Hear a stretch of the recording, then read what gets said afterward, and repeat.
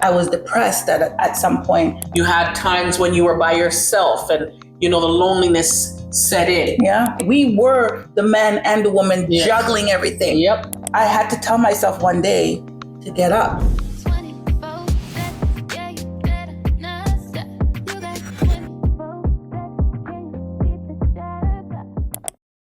Hey y'all, welcome to Woman Wednesday, where grown-ass women have grown-ass conversations. I'm Pat. I'm Lisa. Let's chat.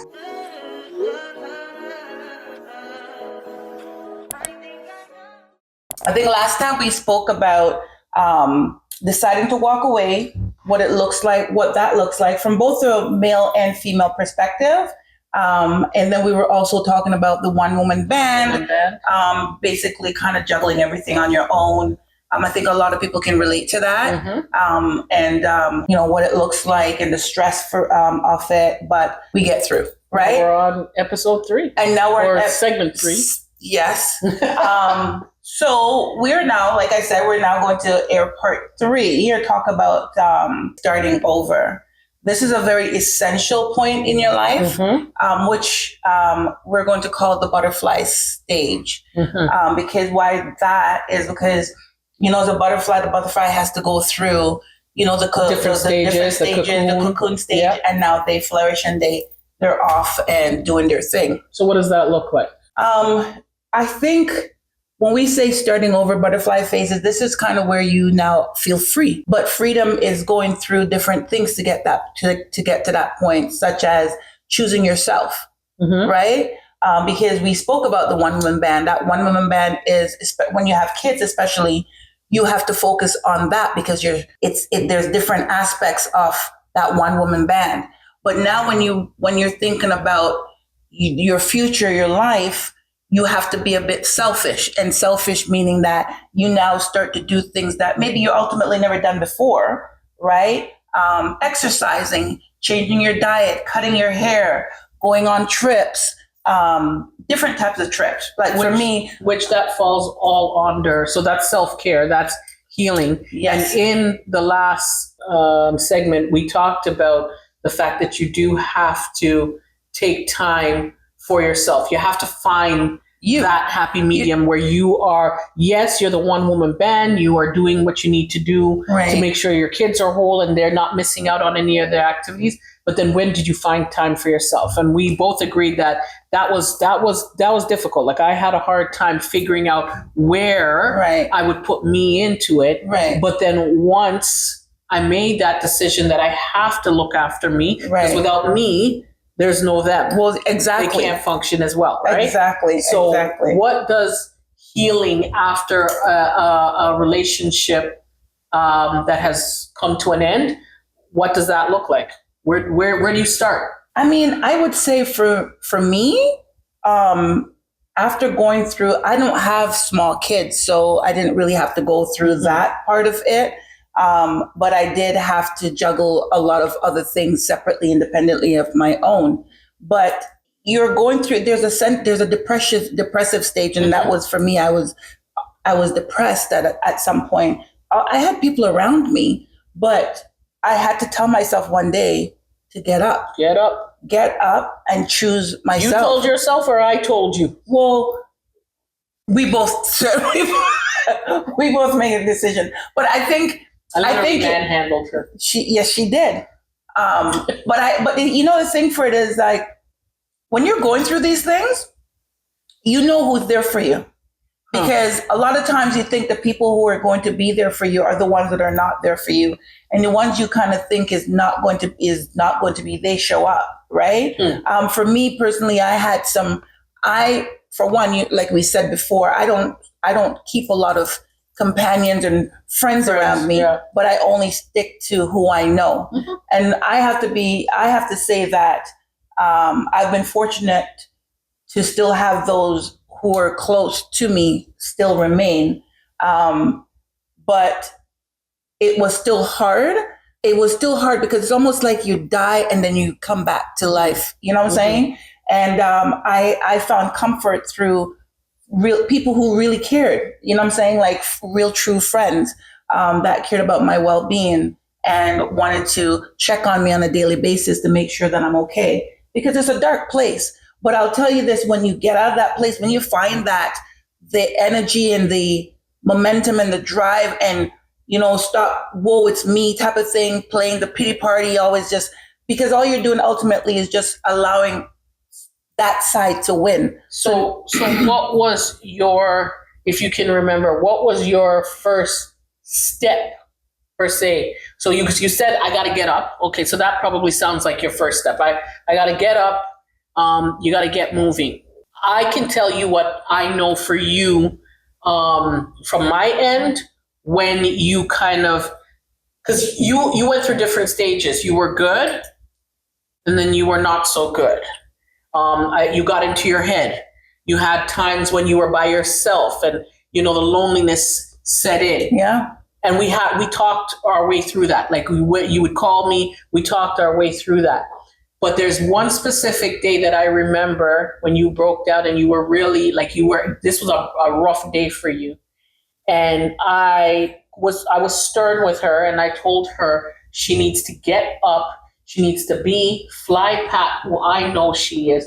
When Pat puts herself together, she puts herself together. Like, there's no stopping. When you see this girl put on her get up, I'm going to call it.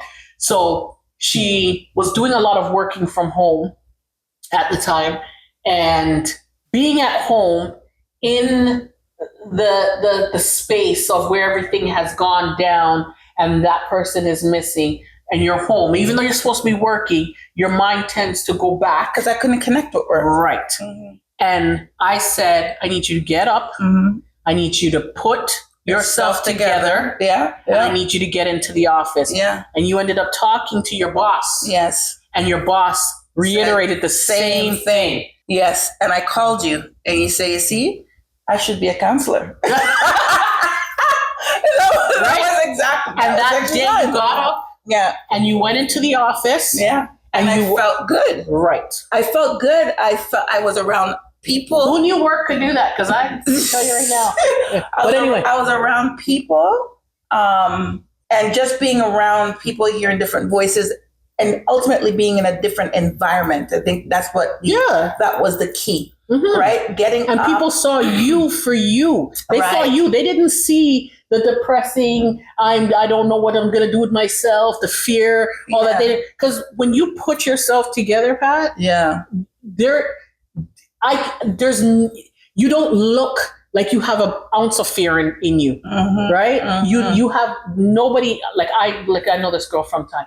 You do not look like there's one thing that can stop you mm-hmm. when you put yourself together mm-hmm. and you get out there. And this is even when she's simple like this.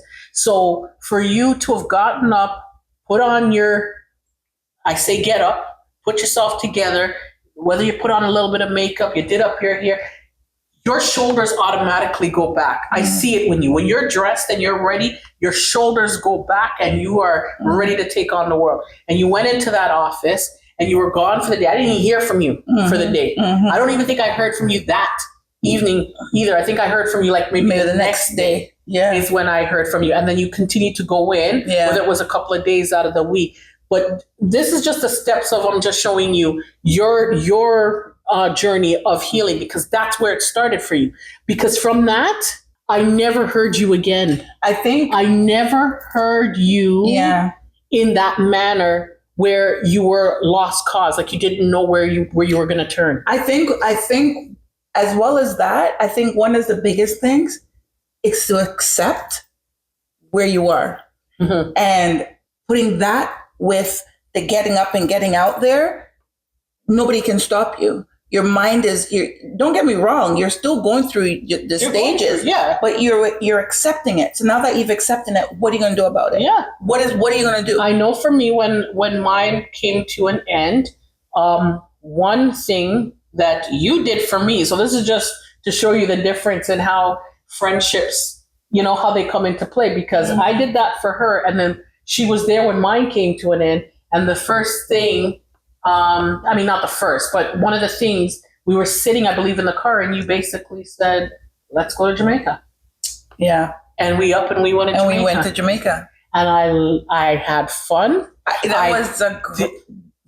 Yeah. Right? To this day. Right. And went out there and I, even if it was for that week to whatever amount of days it was, that I was able to put that stuff behind me. That was a big deal for me because it allowed me to know that you're going to be okay. And you know what? Just making that decision to get up and go away, it wasn't something, I'll speak this. It wasn't something that we actually thought that we could do, right? But we made the decision to do it. The reason why is because we were coming out of that one woman band mindset. Yeah. Remember where we were at that point, we were the man and the woman juggling everything. Okay. Mm-hmm. And then something happened and then you got to that place. Yes. You know, I think one of the things about it is being the shame, you're embarrassed, you're shocked. That not only, and don't get me wrong, because again, it's a deciding factor for you.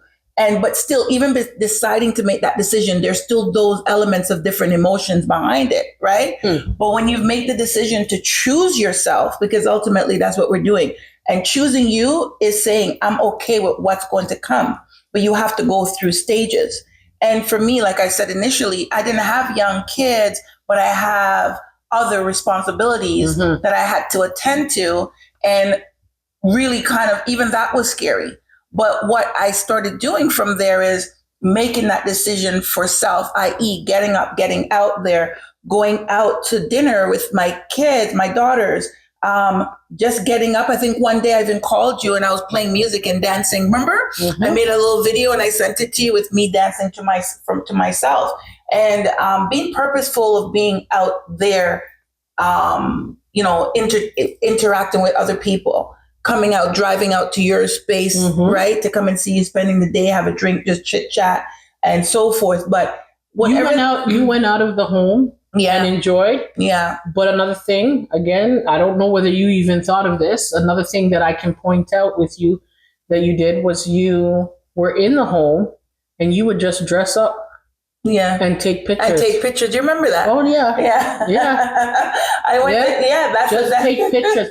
And this, like, people have no idea. Like, you would not think that that is all adding to your healing, but it is because you're looking at yourself and you're seeing who you are. Right? When you're looking back at those pictures that you're taking, and all of that is building you up and building you up and building you up. So if there's no book, there's no you know how to on how do you heal after a major breakup, a long-term breakup.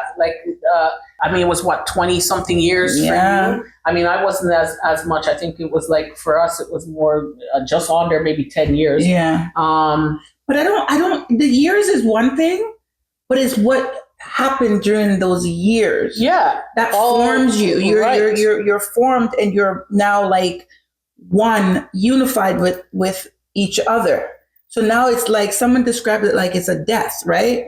It's like, or cutting off one arm and trying to function with just the one arm, like losing an arm. Saying, because I don't think we really need to divulge too much of ourselves, and I'm saying that on purpose. We both experienced something together where we did not have our partners there. And you just spoke on it. And it's almost as if, and I never looked at it that way, but it's almost as if that void that we had for that period of time built us up. Of course it did. Because I know we spoke many a times on how we realized the difference of when they're there versus when they weren't there, and how we were able to juggle the bills, juggle the kids. We got through a lot, but we leaned on each other. Right. And that's what we spoke about earlier.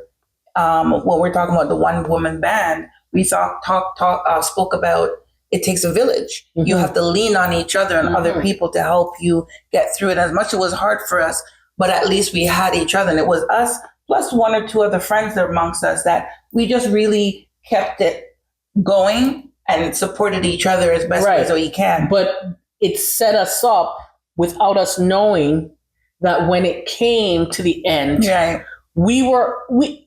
like you said, we had to go through the stages of depression and the this and the that. We went through all those The stages. cycle of grief. But I don't know if I want to say maybe it was a lot quicker than maybe some others would, because our bounce back, because we were already built that independence. So when we were in the relationship, when we were in the relationship, we were pretty much. I know for you, and I can say for myself, we were the one woman band already in the relationship. In the relationship, right? So when the relationship came to an end, we were able to kind of bounce back a little faster. I think why the starting over is essential, because I think for us, we were independent, rightfully so, because we were groomed to be based on what we were experiencing, right? But it was more so from the emotional aspect of things, because we were more angered. I think we were very angry based on the experiences that we no, there's for me. No, there's definitely anger, but there's so many different emotions. There's anger, there's shame, there's embarrassment. The reason why I mentioned anger, because Lisa, the things, the amount of us we put into that relationship. So when you're going through the healing stage, those things, those pictures, those images, those thoughts, those things that you have done is going to be that's something you for me at least, I was battling in my head. Mm-hmm. But I knew, I accepted that there's no more of that. I accepted that is where it's at. So for me now, I had to put on my big girl pants and stand and get up, like you said. And getting up was me knowing that my life is going to be different now. That things have changed, because when you're in that depression, you haven't accepted it yet. So I've accepted that, hey, this is my new norm. And you know what? I'm okay with my new norm. I can see that I'm going to get through it. I can see the light at the end of the tunnel, but it requires me to do the work to get there. So now that we're starting over is that you're actually getting through that tunnel now, and you're seeing the light, because you've been pushed, you've been encouraged, and you've also now made that decision to want to see what it looks like on the other side. You went to work, you put yourself together.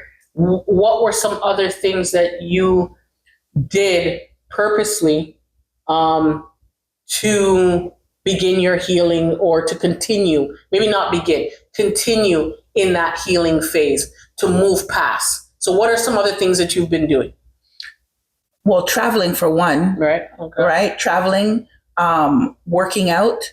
A lot of people have no idea what working out can do for you physically as well as mentally. Big time. Right. Changing your diet, just having healthy conversations, laughing. Like, laughter is so key. And to laugh, you have to be in a happy place. And I was in a happy place. And like I said, I had people in my life at that current moment that were there supporting me. Mm-hmm. You understand that checked on me all the time, every day. If it wasn't for you, it was for my other closest friend, from another special friend of mine that's dear to my heart, and my kids.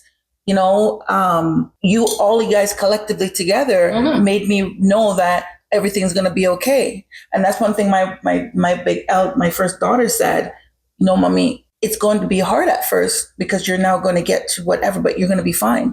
You just have to go through it. And that's so significant. You understand? Yeah. So once you start now, because someone said this to me, change is always going to feel uncomfortable. If it doesn't feel uncomfortable, that means you're not at a change. Nope. Right? So I had to go through that discomfort. And by doing that is now learning the new me, because again, you're finding back yourself, but now you're finding back yourself. It's yourself, but you're a different self in different regards. Right. And I started liking it. I started enjoying it. Sleeping in my bed without feeling, someone said that to me, again, a close friend of mine said it to me. You know, I one of the reasons I know you're not depressed, because I noticed that I never hear you complain or say anything about you having to sleep in your bed by yourself. Really? And I didn't notice that. I did not notice that. That's a big deal, let me tell you, because now I complain about the person in bed with me. So me like to sprawl out, and now I've got somebody else that when you move like this, you know what I mean? So Yeah, it is a big deal. Yeah. Having that bed to yourself? Yeah. Oh, And don't get me wrong, at some point I'm hoping that I'm able to fit the bill to have someone else in the bed with me. But I'm just saying, for that most part, why that is keen, because it's showing that I am enjoying myself. I'm appreciating me. I'm celebrating me being me, and me being accepting by yourself, by myself. Because that is so key. If you cannot enjoy your own company, then you're good to nothing, nobody else. Because you need to be able to be okay to be by yourself, because you're going to be by yourself. I mean, I can be by myself. People tell me this all the time. Like, I can be by myself in my home. I've traveled somewhat. I've traveled 2 people, but if you want to say somewhat by myself. But for me, one thing I've never done, and it's something that I keep telling myself I'm going to try and do, is I've never done a movie by myself, gone to a movie theater. Did we not go Didn't we go to watch movies? No, we did. I've never done a movie by yourself. I've done that. See? But that's going not through this. No, when I was pissed off in my relationship. But you have done it. I've done it. You've also gone, and I believe you've done dinner by yourself. Like, yes. Sit down and I've never done it. I've done so these are all things that I keep saying I'm going to put to the test and do it for myself. Yeah. I've never done it. It's honestly right. But again, I can enjoy.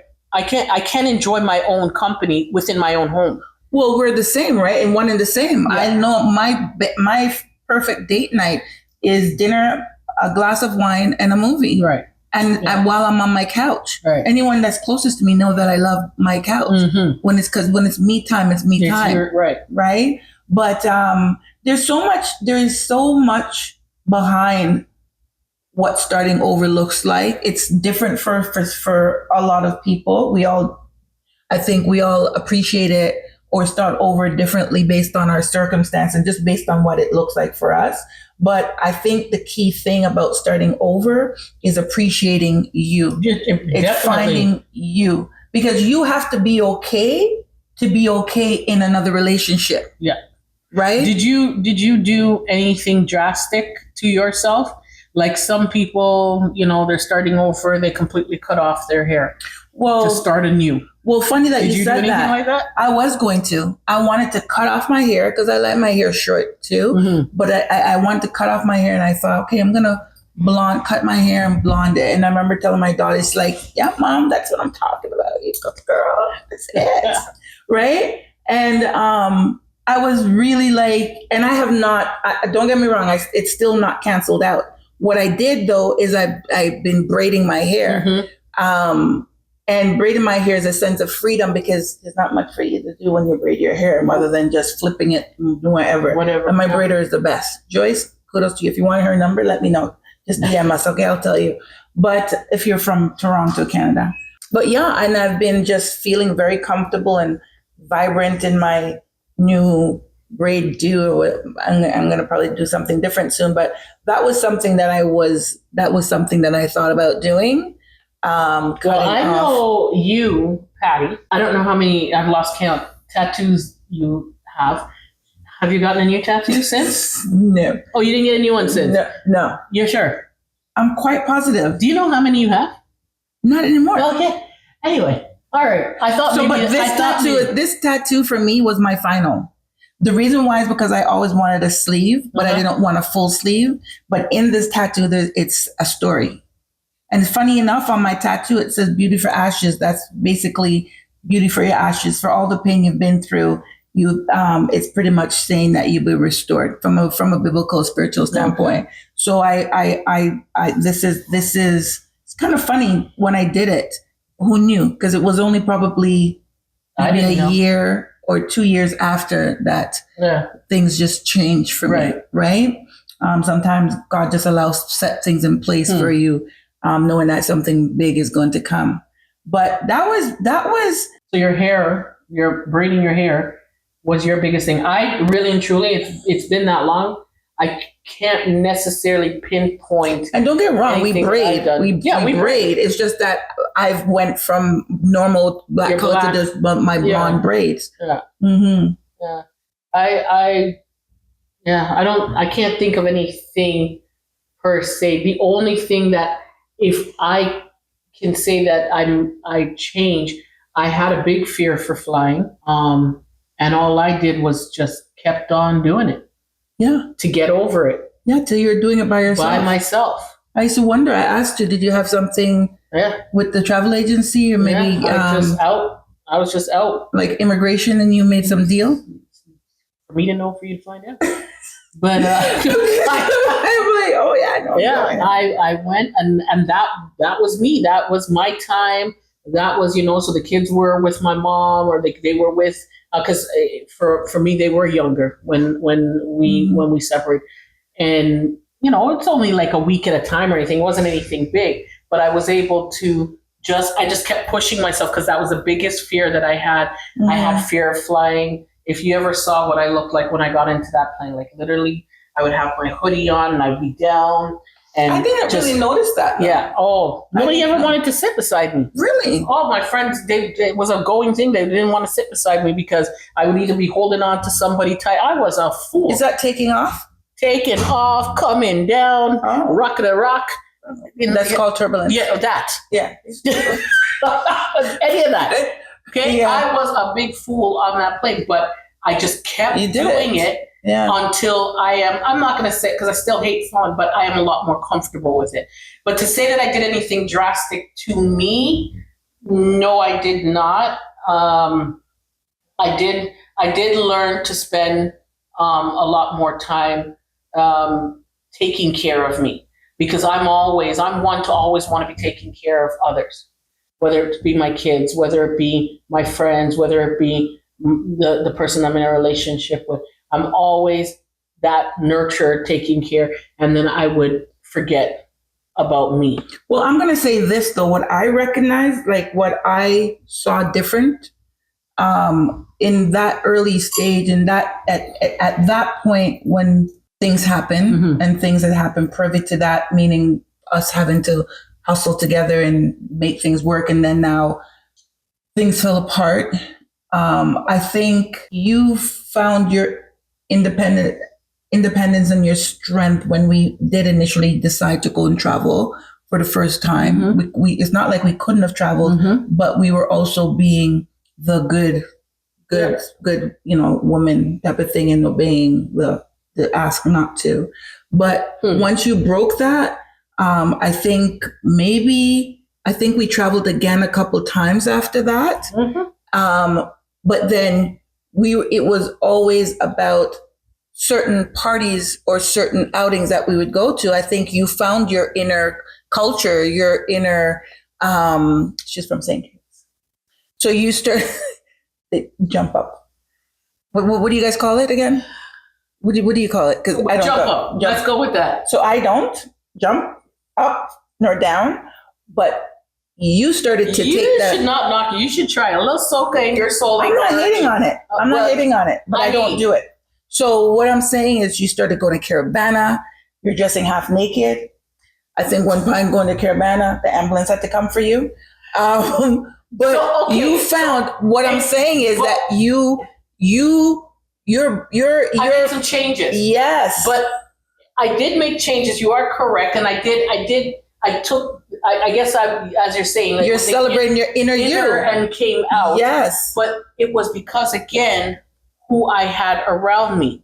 So I had you, but then I had my other close friends that were about soca. So I came up once I started being able to, my mom let me leave the house, if you want to call it. So the majority of people I had around me, and is why people always say, "Are you Jamaican?" is because all I ever had around me were Jamaican. So I was in dance hall. I was roots. I had my linen outfit and everything. I was full blown roots. So I was never Jamaican. I was never, because I did carnival when I was younger in St. Kitts, so back home. But as an adult, everything that surrounded me was Jamaican. But I feel like that's what I'm saying. You found that other side of you. Right, because then my other friends now who were championing me and pushing me. So now they're soca heads, let's say. So then they're like, no, let's do Caravana. And at first I was like, Caravana here in Toronto. And I said, okay, I'm going to try it. And I did it. And then I went from doing it here to then my close friend, she's like, we're going to Trinidad. And we went to Trinidad and we did Barbados and we did. And so they have this song called Lucy. Is it Lucy? Yeah. So I became Lucy. There's a soca song, right? So I became Lucy. Like I, if you lack for a better word, I broke out. So I was, and I still maintain my dance hall side of me. I still had you so I would go to those dance, but I had that other side of me that I was able to let out as well. So that, yes, you are correct. That was part of me finding me, if you want to call it, healing, strengthening, was me being able to do all those things that I love. Yeah. And I think alongside that, you started to date. Yeah. And being bold in the sense of your dating, because again, we were always so introverted where that's concerned, private, you know what I'm saying? And that you started really owning that other side of you. I think you started doing that was you also letting go, because you were somewhat still attached to that side, and it was, you needed to let go or to release that, and you did that by embracing yourself and your new norm. Your new norm became your norm, because then in there you found Lisa, right? And I could see, I saw that. I couldn't jump on the bandwagon of going soca and Caravana. You could have, you just chose not to. I chose not to for various reasons. One, because I'm not going to do it. And two, I'm not going to do it. And three, I felt like I'm not doing it. So I didn't do it. Right? I tried. Don't get me wrong. I'm not against it at all. I think nobody's coming for you. It's okay. You don't like soca like that. Right. I don't enjoy it that much, but some songs are. Is that what you do? I think so. Right. But the fact of the matter is, what I'm saying is you found yourself. It didn't take you. I think also we were so like private, as I said, introverted. Is our business. We just stick to our little 1-2. But you found comfort in other people, where I know you wouldn't be comfortable with these people if you didn't trust to be around them, and that took a lot of you to trust is a big thing for you, right? I was still over here saying, you know what I'm saying? I'm comfortable here, I'm good, but I still mingled every now and then with your new set of people and friends who became what do you call it?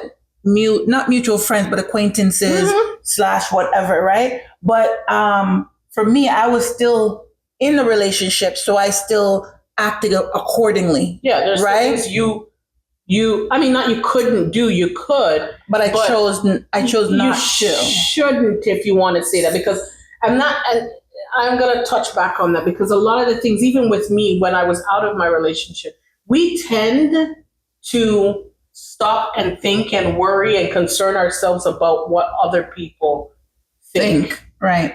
And the moment that I stopped thinking like that and worrying, because you will always have it in the back of your head, but I made a choice to not make it consume me. And the moment I stopped doing that is when I was able to really come out and do what I needed to do, because I have common sense. I have sense. I'm not going to do certain things. I have morals, right? So I needed to let that be my driver and not what other people think. So when you were making decision to say, and when I would make the decision as your friend to say, okay, I'm not inviting her to that, the back part of my head is basically saying, what does it look like? Other people think, oh, what's she doing here? And she have shells down.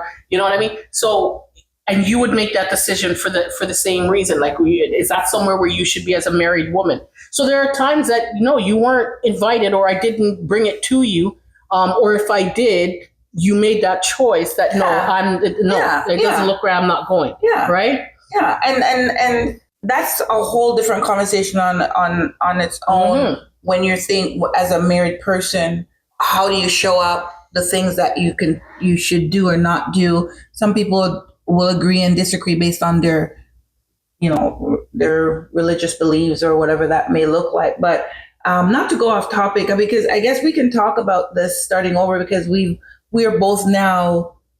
Well, we weren't off topic. Where I was going with it was the fact that so here I am, your bestie, your sister, and I'm doing me over there, and you weren't able, or you chose not to be a part of, or I chose not to bring you in there. So there was parts of me where I was growing and doing these things without you, but we would still circle back, right? So the point of it being is that if you have your real down to earth friends that are watching you go through your journey and grow and see the different phases as you blossom into this butterfly, and they're supporting you, you're whole, you're good.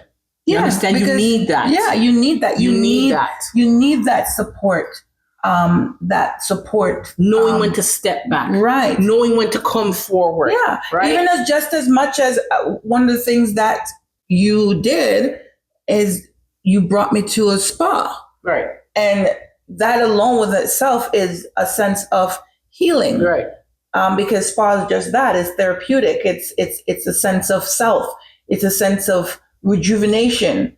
Being able to do that, sit back and really enjoy you, and to really kind of like, think or whatever the case may be. But like, those are just some areas of starting over and what it looks like. Again, there's other things that you could do, but I think when you're deciding to start over, I think it's probably it's a moment to be selfish. You definitely have to be selfish. You have to be selfish. You have to take that time out for you. You have to heal, and heal from the inside, come out. And like I said, there is no book on how. Okay, so let's define being selfish, because selfish is simply just a word. You're just selfish. You're just for self, and it's okay to be selfish. But what does selfish? Because maybe some people don't know what it looks like, especially when you have kids. But what does selfish look like? Yeah, you take that moment out for whether it be an hour, whether it be on the last episode you talked about, I believe it was the last episode, you talked about you getting up at like 4:00 in the morning. You can't fall back asleep. So what do? You get up and you go to the gym, right? So that's a selfish moment. You could be getting up and making sure, get enough sleep, get up and make sure the kids have something, breakfast or whatever, even though they're older. You could be that mom. There's moms that, making sure they make breakfast before everybody leaves the house or whatever. So that's your moment to you. You may decide, like we did, it was midday or whatever time it was. Hey, today we're going to the spa. That's it. There's no if, ands, or but. You scheduled that and said that's what I'm doing. So right that's selfish. Those are selfish, but they're selfish, not lagging or lacking on the other responsibilities that you have. Right. So it's not like, I'm selfishly going to take a trip, but then you've selfishly decided, but then what not? You're not paying your bills? No, you're going to make sure there's a roof for you to come back. Your kids are good. The heat, everything's running. But I've decided to siphon some money to say that I'm going to take that trip. Because you need that trip. Yeah. That rejuvenation. Yeah. That's one. Happy balance. Yeah. Of course. One of the things when we're thinking about starting over is we talk about friendships. We talk about going to the spa, going to the gym, changing your diet, and all of that. One of the things that we have not reflected on, and which we will more so cover in the next part 4, is we do get lonely, right? We get lonely. We are human beings. We do have needs, wants, desires, and certain courting and friendships. And So that now leads to, because when you're saying we're starting over now, you're going to start enjoying life, you're ultimately also going to meet people, and those people would be new friends that you're now adding to the current. And then there's also the opposite sex, and I could say for me, or right. Okay, sorry. Yes, you're gonna meet people. Okay, let me protect my tongue. Because for me, I mean, people's always tried to, opposite sex, try to pick me up and want to talk to me, and clearly, them times it would be no, I'm married and whatever. But it's when you realize that you're now single, right? Because it took me a moment to realize that I'm actually free and single. That means I can now date. Now it means that my engagement in conversations are permitted and that it's okay, right? And that's another level of learning yourself, because you said before, those kind of interactions, or what's the word, intimacy, is for the one. But now you're now going to learn another side of you by going on certain dates and having certain conversations with people, or just learning different things that ultimately allows you to learn you, right? So that's a major part in starting over, is now not necessarily find that one to match you, not necessarily find that one that you're married tomorrow. I don't think because it's not like you're out there hunting. You're being you, enjoying life. And if within you enjoying life, finding you, understanding you, healing within, you find that person beautiful. What if you don't? I mean, continue to date, you need to do all of that stuff. You need all of that's all part of it, of healing, of what it looks like to you coming out of this long-term relationship, and now I'm by myself. All of that is necessary. But maybe you date and you don't find that one. Well, we're going to continue that part, because I think that's a really good topic. But dating is part of. But dating is part of it, and I think going into part 3, we really want to kind of focus more so on that, on what it looks like. Yes, because I think a lot of part 4, because I think a lot of women or men that are starting over, I think that's an area where they struggle and probably have a bit of fear about it, and wondering if it's okay. When do I get to do that? Am I going against myself, my kids, my family? So that's definitely something that we want to dive into, and that we can dive into. But for now, I think we pretty much covered what starting over look like. And if you're watching this and your starting over looks different and sounds different, by all means, we're open to the share. And that's something that we can also make mention of. I would love to hear other people, right? How they started over. Right. What did you do differently? Did you cut your hair off? What did you differently? What did you do differently? Comments. What did you do differently? Right. Because I think people want to know, because some people just don't know what that looks like. And maybe they're starting over already started, but they're not realizing that it started. Yeah. So most definitely hit us up. Let us know what that looks like. As we've proclaimed in the past segments, or so, we do mention that we're not counselors. By all means, please do not take us as counseling you, but take this as what you see, as two grown-ass women having conversations about things, true things, real things about life that we are allowed to talk about, and then it's comfortable to talk about, right? So I say that with signing off, to say thank you for watching our segment today. Again, this is all about the strength of a woman. I'm not leaving you fellas out, but we are focusing on the female side here, and just doing some deep dive and having some real chats. So we'll catch you again on part 4. Thank you for watching. Have a wonderful day. Have a good day. Bye. I touch that fine for you. I do that 3 more times again. I testify for you. I told her like you, that bitch, I do it all, and I'm around your skin.